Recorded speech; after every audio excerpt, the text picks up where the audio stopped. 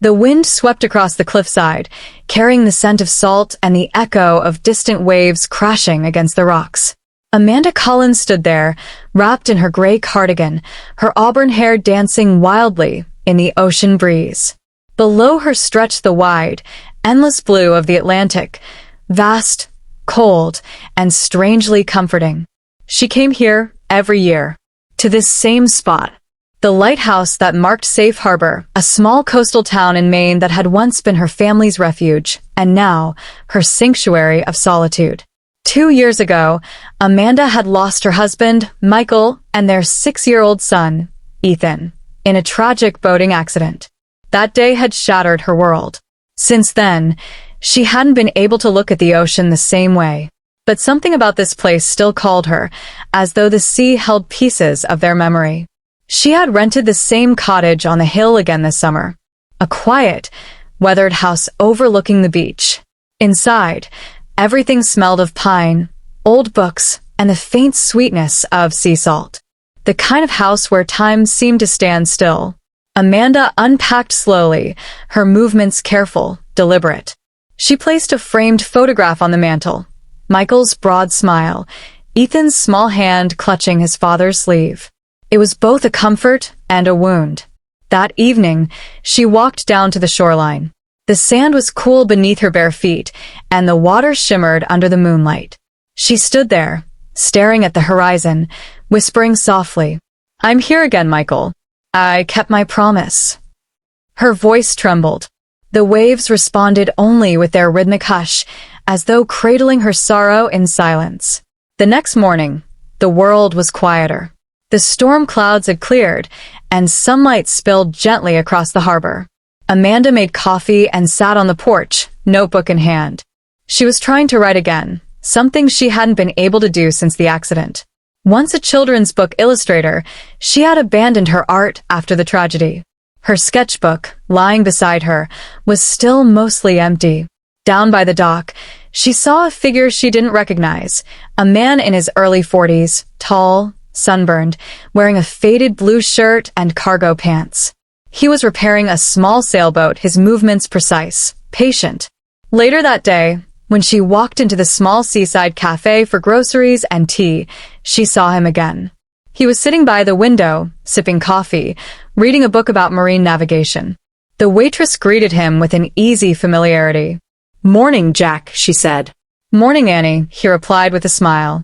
Amanda took a seat in the corner, trying not to stare, but she found herself watching him anyway.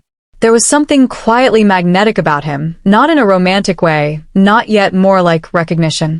The kind that comes from two souls who have both known loss. As she left the cafe, he looked up and met her eyes for a brief, lingering moment. Then he nodded, polite, distant, and returned to his book. That night, Amanda couldn't sleep. She walked down to the harbor again, the moon casting a silvery path across the water. She saw the same man there, Jack, working on a sailboat under a lantern's glow. He looked up when he heard her footsteps. "Beautiful night," he said quietly. "It is," she replied, stopping a few feet away. "You're out late." "She's old," he said, patting the boat's wooden hull. "Needs care. Keeps me busy." She smiled faintly. "She?" "The boat," he chuckled. "Her name's Wanderer. My late wife named her." The words hung in the air between them, late wife. Amanda's heart shifted slightly, a mix of empathy and sorrow. "I'm sorry," she said softly. "Don't be," he replied, eyes distant. "It's been 4 years. Still feels like yesterday sometimes." There was a long silence. Only the ocean spoke. "I lost my husband and son," she said, almost whispering. 2 years ago. A storm." Jack looked up at her, his expression softening. "Then you know," he said simply. "Yes," she nodded. "I know." From that night, something began. Not romance, not yet, but an unspoken connection. They started seeing each other more often, at the harbor, the cafe, the path by the cliffs. Sometimes they spoke, sometimes they didn't. But even in silence, there was understanding. Jack had been a marine architect, now semi-retired. After his wife's cancer, he bought this old boat and spent his days restoring it.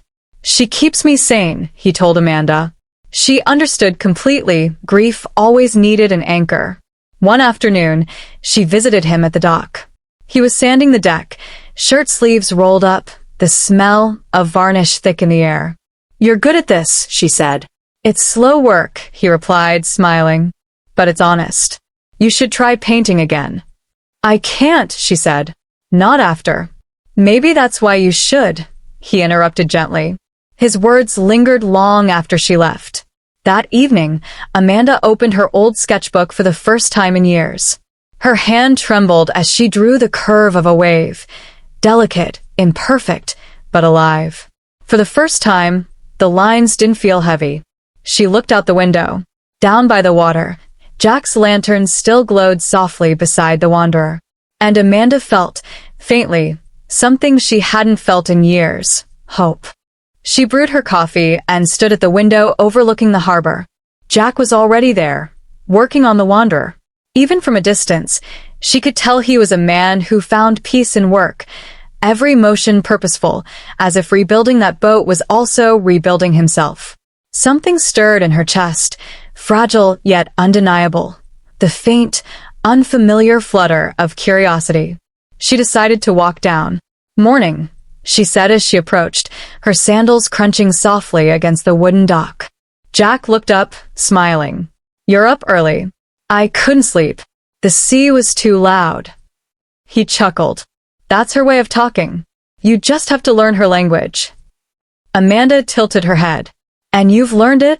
Jack nodded, a small grin touching his lips. "After years at sea, you start to listen to the tides more than people." There was a pause, the kind of silence that wasn't awkward but rather peaceful, as if the two shared a quiet understanding of what it meant to live with ghosts. Then Jack said, "Would you like to come aboard?" Amanda hesitated. She hadn't set foot on a boat since the accident. Her pulse quickened. "It's safe," he added softly. "We won't go far. I promise." Something in his voice, calm, steady, certain, broke through her fear. Slowly, she stepped onto the deck. Her hands trembled slightly, but Jack was there, offering support without smothering her. "Easy," he said. "The sea remembers, but she also forgives." The boat rocked gently beneath her, and for a moment, she closed her eyes. The scent of salt and varnish filled the air. And just like that, she wasn't afraid anymore. Over the next few weeks, Amanda found herself drawn back to the harbor every day. Sometimes she brought coffee for Jack, sometimes sandwiches, sometimes just her company. They spoke about ordinary things, weather, repairs, books, but also about the extraordinary pain that had brought them both here. Jack told her about his wife, Lydia, a journalist who had spent her last days near the ocean because she said it helped her breathe. Amanda told him about Ethan, her son, who had wanted to be a sailor just like his father. They shared laughter too, soft, hesitant at first, then real. One afternoon, Jack handed her a brush. "Here," he said. "You paint. I'll sand." Amanda blinked. "Paint? I haven't." He smiled. "Then it's time." So she painted the boat's name, Wanderer, in crisp white letters on the freshly polished hull. Her hands trembled, but her heart felt light. When she finished, Jack stepped back and admired it. "Perfect," he said. "You've got the touch." Amanda looked at him, the sunlight glinting off the water behind him. For the first time, she allowed herself to feel something beyond grief, something almost like joy. That evening, they walked together along the beach. The sun was sinking into the horizon, painting the sky in strokes of fire and gold. Jack spoke first. "I was going to sell her, the boat, before you came back to Safe Harbor." Amanda looked at him, surprised. "Why didn't you?" He shrugged, eyes fixed on the sea. "Didn't feel right. Maybe I was waiting for something. Or someone," she said softly. Their eyes met, and in that moment, words became unnecessary. The air between them shifted, charged, electric. Yet neither moved closer. There was something sacred about the stillness, like standing on the edge of something beautiful and terrifying.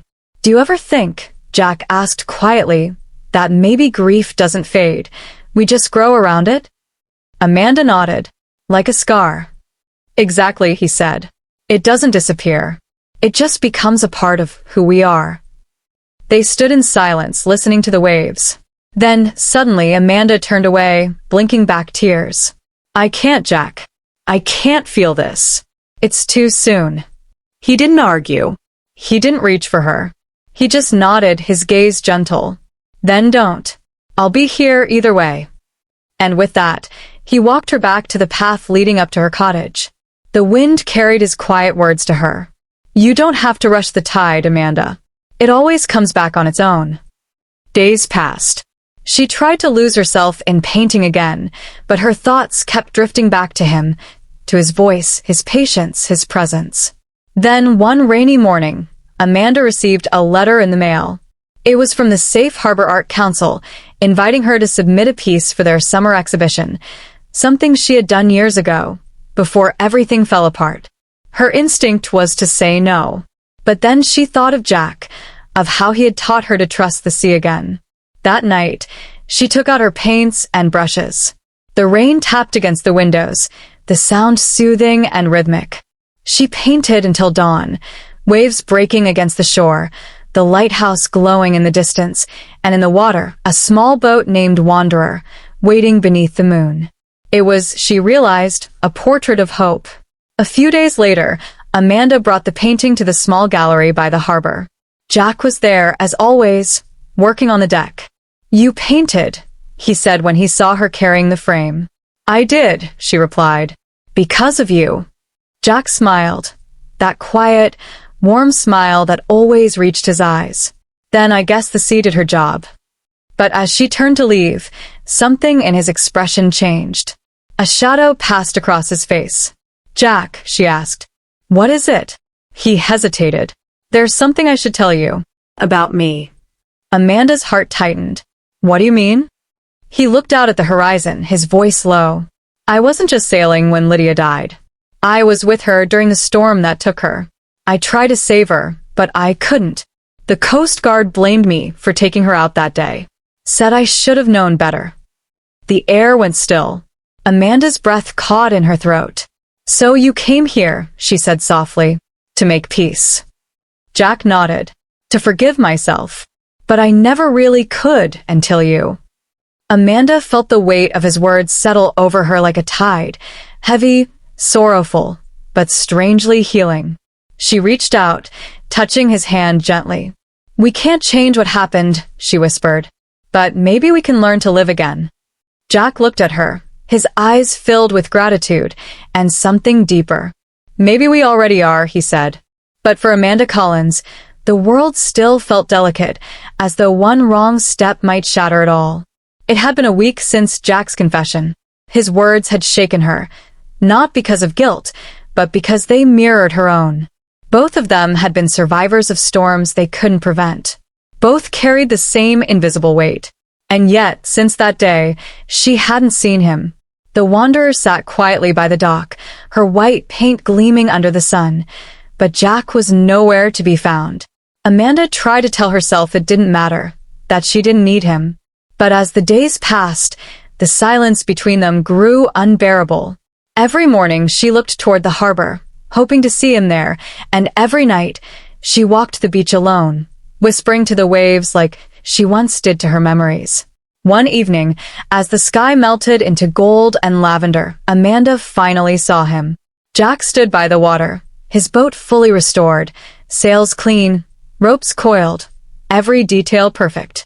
He looked up when he saw her, his expression calm but unreadable.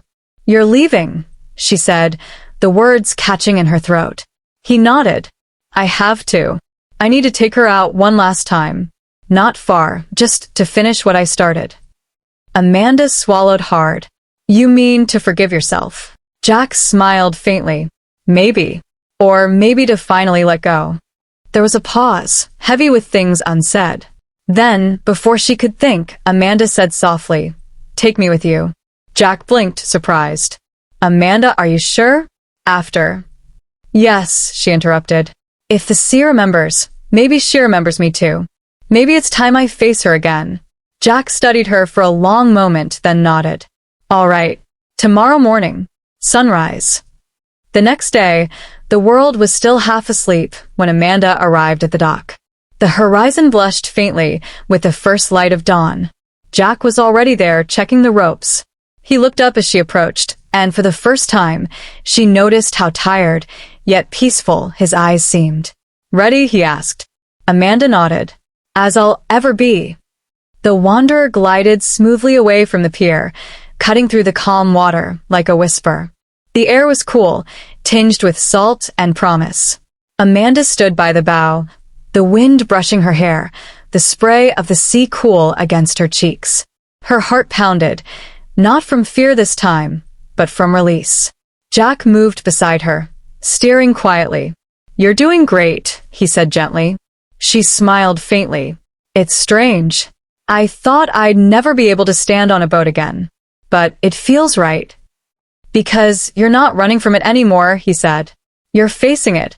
They sailed farther out, to where the sky met the water in a seamless line of endless blue. There, Jack stopped the engine.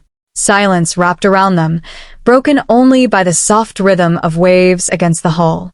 He reached into his pocket and took out a small silver locket. Inside was a photo of his late wife, Lydia, smiling beneath the mast of the Wanderer. I used to think I had to keep her close to remember her, he said. But now I think she's been with me all along. He kissed the locket, then tossed it gently into the sea. It sank slowly, glimmering like a falling star beneath the surface. Amanda felt her throat tighten. Without a word, she reached into her own pocket and pulled out something small, a seashell necklace Ethan had made for her when he was 5. She had kept it with her every day since the accident. Tears blurred her vision as she held it out over the water. Goodbye, my loves, she whispered. I'll always carry you, but it's time to live again. The necklace slipped from her fingers, disappearing into the deep. For a long moment, neither of them spoke. They simply stood there, two souls, side by side, watching the ocean reclaim their pain. When Jack finally turned to her, his eyes were bright but gentle. You did it, he said. Amanda smiled through her tears. No, we did. The sun rose higher, bathing them in gold. Jack's hand brushed hers, tentative at first, then certain. She didn't pull away.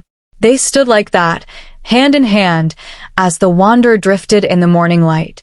It wasn't the beginning of a fairy tale romance, nor the end of grief, but something real, something quietly sacred. A promise that even after loss, love could return, softer, wiser, braver. Weeks later, Amanda's painting, The Sea Remembers, was chosen as the centerpiece of the Safe Harbor summer exhibition. People from all over town gathered at the gallery to see it. The canvas shimmered with emotion. A woman on a boat, standing beneath a glowing sunrise, the ocean stretching endlessly ahead. Jack stood beside her, wearing a clean white shirt and that same calm smile. You did this, he said quietly. No, Amanda replied. We did. As applause filled the room, Amanda looked out the window toward the harbor.